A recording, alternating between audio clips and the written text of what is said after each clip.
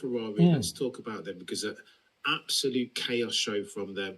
It seems like they've got pace, and then all of a sudden the pace dissipates in the paid session, being quali proper and the race. What happened there to Ferrari's pace, Peter?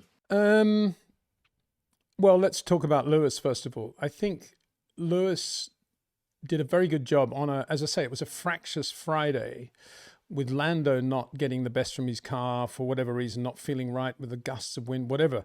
That style of driving he had didn't work with the tyres. Maybe he needed to put more energy in the tyres. He's a bit too soft. Whereas I think Lewis would concede that he didn't really know how it happened, but he managed to find a sweet spot with the tyres. Probably because he spent, as I said in my video, he spent 3 years driving a bad Mercedes, trying to get the tyres to work in a certain window. And that's where all this business of let's just keep the car in a straight line under braking, turn in a bit later, that's where that's all come from. He did that, and it worked on the tyres. And there's Charles still driving the way Charles drives, with shorter corners, braking in, turning in on the brakes. And it wasn't getting the best from the tyres. Maybe it was doing something to the sidewall that just didn't work for him. But it worked for Lewis. And of course, from that point onwards, once he's got a decent balance and decent grip level, of course Lewis is going to be mega quick. And he got the pole. And then he won the race, even though the fastest guy there was Oscar Piastri. But Piastri had obviously spent time trying to get past Max, and by then the tyres had gone. And so that wasn't a truly representative picture of where we were in terms of relative performance. As for Lando, same thing. He just didn't qualify well. The car was obviously pretty good in the race, but he was way down in the midfield, and so everybody forgot about him. As for Charles, I say with Charles, I think that he didn't get the best from the tyres for reasons that I don't think anyone will ever know, least of all Pirelli, because they don't have all that information that, say, Bridgestone used to have in the Michael days. They don't need to have that information because they're in monopoly. So it's all a big blackout out there. And that's why George Russell was saying, 1 minute it's working, 1 minute it's not. Nobody knows. Everybody's trying all different things, different, warm-up programs and so forth. But with Charles, I was quite impressed with how he just put his head down, having had a bad Friday and not a brilliant Saturday. And he just did a great job in the race. And wasn't that amazing to see when he lost that front wing end plate, that not only did he adapt to the car, but actually he was as quick, if not quicker, than he'd been, and he would have been, had it been on the car. Probably because it killed a bit of understeer or oversteer, whatever you want to get. It probably got a balance right for Charles that he never had when he had a proper front wing. And good call by Ferrari then to leave it on and to trust Charles.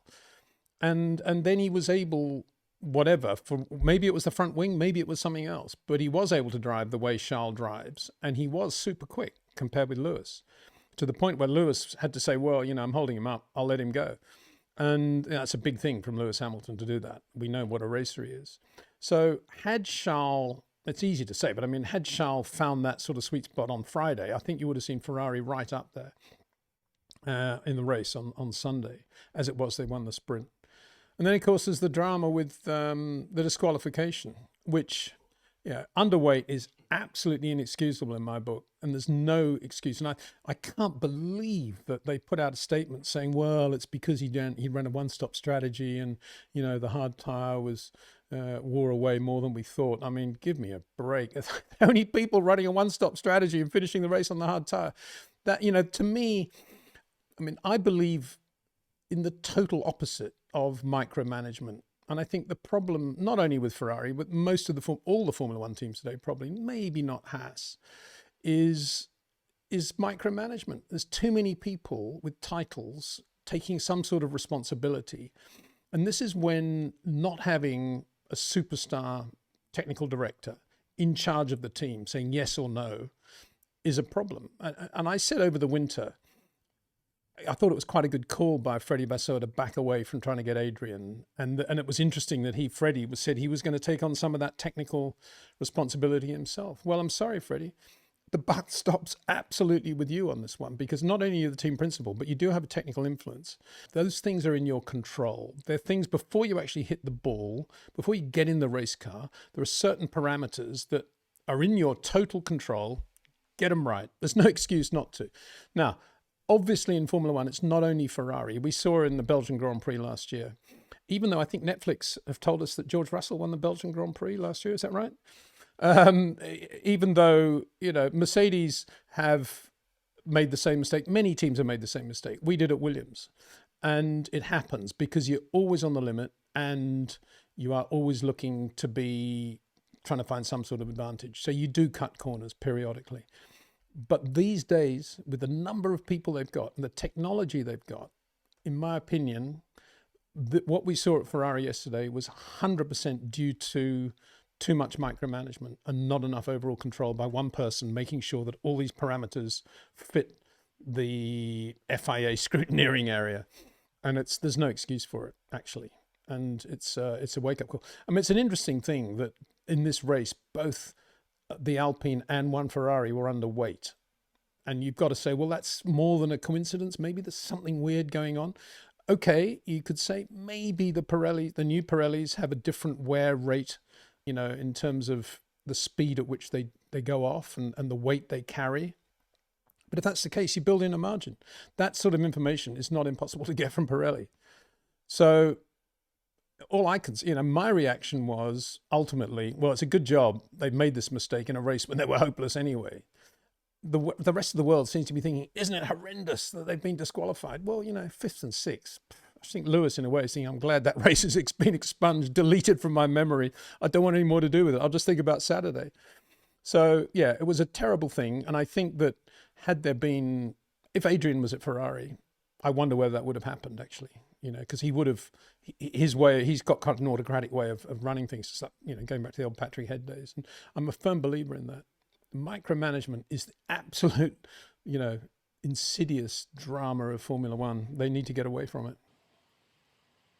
So go on then, talk to me about Sir Lewis Hamilton specifically, Peter. Yeah. Because Mama Cameron, as an example, was doing one of these and saying, hang on, we've just finished 12 months worth of Mercedes sabotage in inverted commas, and now they're prioritising Charles Leclerc over Sir Lewis. And I was like, Mom, well, I hope your response was, well, you just had 2 years of George Russell blowing him away at Mercedes. What do you expect him to be doing at Ferrari, Mum? And I'm exaggerating slightly, but, if this is the Sir Lewis Hamilton who can walk on water and is absolutely brilliant in everything he does, what was George Russell last year? You got to remember how quick George was versus Lewis. But I think there's a deeper thing here, which is that he's 40 years old, and I'm not talking about his physical change at all. I don't have any doubt at all that Lewis physically, apart from the obvious one or two things that happen when you age, is probably about where he was when he was 21, 22. I have no doubt about that. And I think his motivation for wanting to win and wanting to be a racing driver and to get out there is exactly the same. But there's another thing that happens when you start to age. Let's take 40 as some sort of barrier. And that is that you start to think more. You start to think about why things are happening. The risk-reward question becomes a slightly bigger rational question in your mind because you're more experienced, your brain is more developed, and you start naturally then to think about risk and reward and thinking about racing. Now, if you assume, and I think this is the case, that the great Grand Prix drivers drive on gut instinct, by which I don't mean reflexes, absolutely on the limit, incredible balance. What I mean is the zone that, say, Max Verstappen often gets into very quickly, which is he's on the absolute limit of what the car can do. But when you look from the outside, the car almost looks as if it's on rails because he's turning in early, he's managing all the dynamic weights, but he's doing that not by thought, he's doing that by gut instinct. He's just at one with the car, feeling the surface of the road. And that comes from not thinking about it.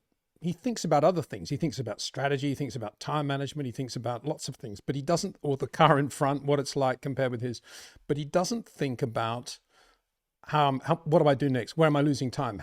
He just lets his gut instinct do it. And I think Lewis always had that. And he's one of the very rare drivers.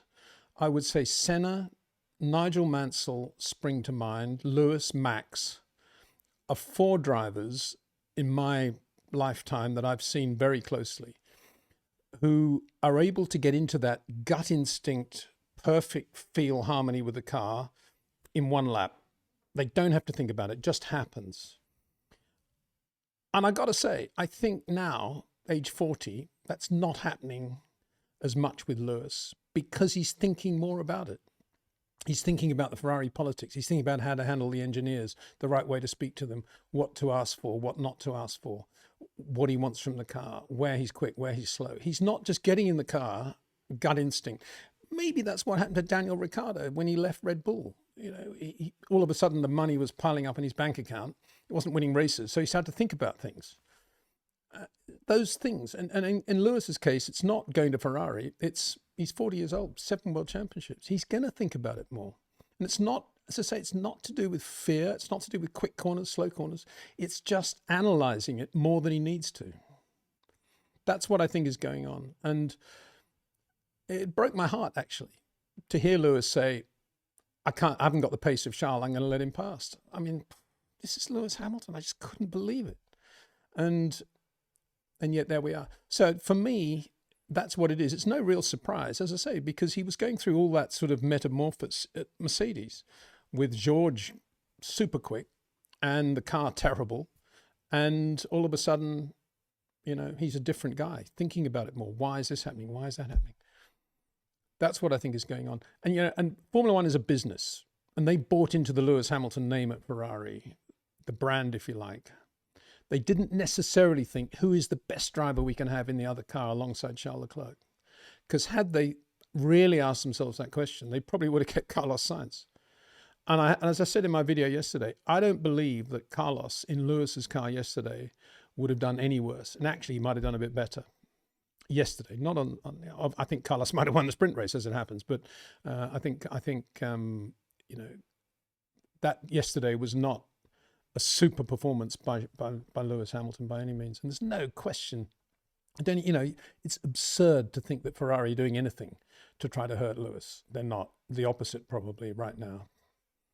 And so there we are. That's where we're at with Lewis. It's an interesting thing. I think when he gets to peak performance, by which I mean if they get a bit of traction, and after Charles saying how good the Mercedes traction was in the race, if they can find a bit more traction, and if they can get the Ferrari a little bit better in a couple of areas, I think you'll see Lewis getting into that zone again. And I think you will see Lewis start to really become the gut instinct Lewis that he was up to the end of 21. And I think that can still happen. I really do. And I've said I think he'll win Grand Prix, not only sprint, but I've said that. But right now, in a difficult car, in difficult conditions, it was not working for him. Usual. Allow me to counter, sir, constructively. Yeah. So I think the antithesis, as far as Lewis Hamilton being 40 years old, is that we are living in 2025 March of, and that there's research and development's never been as advanced as it is as far as anti-aging. So too, if you think about Sir Lewis and compare him to, I don't know, a Tom Brady, a LeBron James, dudes who in much more physically demanding sports have gone on longer than the big 4-0. And I mean, if you look at him in a sprint quali, that surely was Lewis Hamilton of 2018 Singapore, 2008. He looked at his brilliant best, particularly in the way he managed Max Verstappen. He's almost like he's putting two fingers up at Toto, who said that cognitive sharpness is all important, and that fed into the reason why he's not too upset that Sir Lewis is now at Ferrari. It's almost like he was doing two fingers up at Toto Wolff, the way that he was, it was his devilment in the racecraft and defending Max Verstappen, because I know Sir Lewis Hamilton fans around the world, if I don't say that, Peter, are going to destroy me. Yeah, absolutely. Two fingers to the establishment, two fingers to Max on Saturday. Well, Friday afternoon and Saturday. As I say, peak performance, there's no doubt at all, Lewis is right there.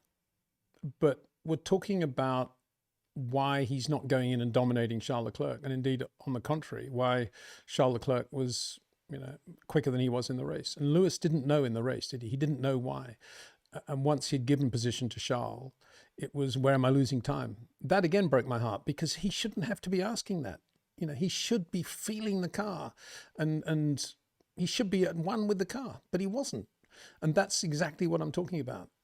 When things are right and he's in the zone which is a cliche now. When things are right and he's got grip and balance, and all of a sudden the grip and balance manifests itself in a lap time that's right at the front, have no doubt Lewis Hamilton is as quick as he ever was. My point is that when it's not that good, when the car's not that good, I think he's now, because he's 40, he's more prone to thinking about it more than he used to. And the less you think about it, the more the gut instinct is going to come out. And my advice would be to Lewis would be to stop worrying about it, stop thinking about it, and just get on and drive the race car from gut instinct. And he'll probably say he's doing that anyway. But as you say, there's so much information, there's so much stuff out there, and particularly at Ferrari, that it's very, very difficult to close your mind to all of that.